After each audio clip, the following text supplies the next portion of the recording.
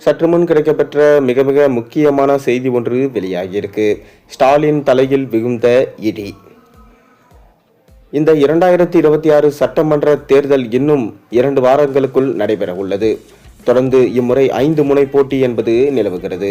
ஒரு பக்கம் அதிமுக கூட்டணி, இன்னொரு பக்கம் திமுக கூட்டணி, இன்னொரு பக்கம் சீமான், ஒரு பக்கம் விஜய், இன்னொரு பக்கம் சசிகலா. இப்படி 5 முனை போட்டி என்பது தமிழகத்தில் நிலவுகிறது. வரும் ஏப்ரல் 23ஆம் தேதி சட்டமன்ற தேர்தல் நடைபெற இருக்கு. இதனால அனைத்து கட்சிகளும் தங்களுடைய கூட்டணியை இறுதி செய்து விட்டார்கள்.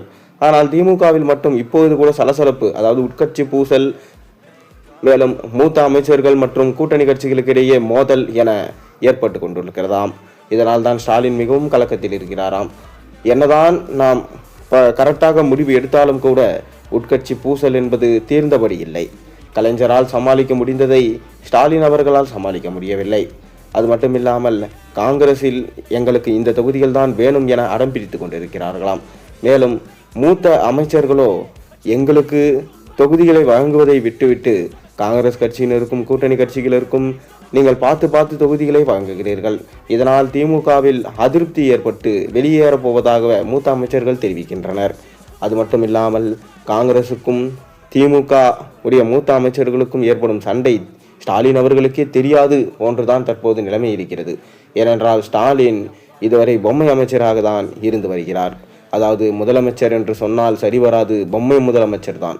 அவர் கையில் ஆட்சி மட்டும்தான் இருக்கிறது, என்ன நடக்கிறது என்பது அவருக்கே தெரியாது. மேலும் இதுதான் ஸ்டாலின் தலையில் இடி விழுந்தது போல இருக்க போகிறது. மேலும் இவ்வாறே நீண்டு கொண்டு போனால் கண்டிப்பாக இந்த தேர்தலில் அவரால் வெற்றி பெற முடியாது என்கின்ற தகவலும் தற்போது வெளியாகி இருக்கிறது. உதயநிதி ஸ்டாலினை எப்படியாவது இம்முறை வெற்றி பெற வைத்து முதலமைச்சர் ஆக்கிவிட வேண்டும் என ஸ்டாலின் முடிவு செய்திருக்கிறார். ஆனால் திமுக இதுமுறை 2 முறை ஒரே தடவையில் ஜெயிச்சதா சரித்திரமே கிடையாது. அது கண்டிப்பாக நடக்காது என அரசியல்கள் வட்டாரத்திலிருந்து தெரிவிக்கப்பட்டது. ஒருவேளை திமுக தோற்றுவிட்டால் அடுத்த 20 வருடங்களுக்கு காணாமல் போய்விடும் என்கின்ற தகவலும் வெளியாகியிருக்கு.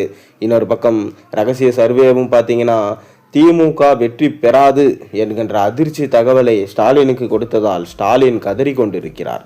என்னதான் நடக்கப் போகிறது? ஸ்டாலினும் அவரது கூட்டணி கட்சிகளும் கூட்டாளிகளும் இதோட கதை முடிந்ததா? அவர் தலையில் இடி விழுந்ததா? நீங்கள் மறக்காமல் உங்களோட கருத்துக்களை கீழே கமெண்ட் வாயிலாக தெரிவியுங்க.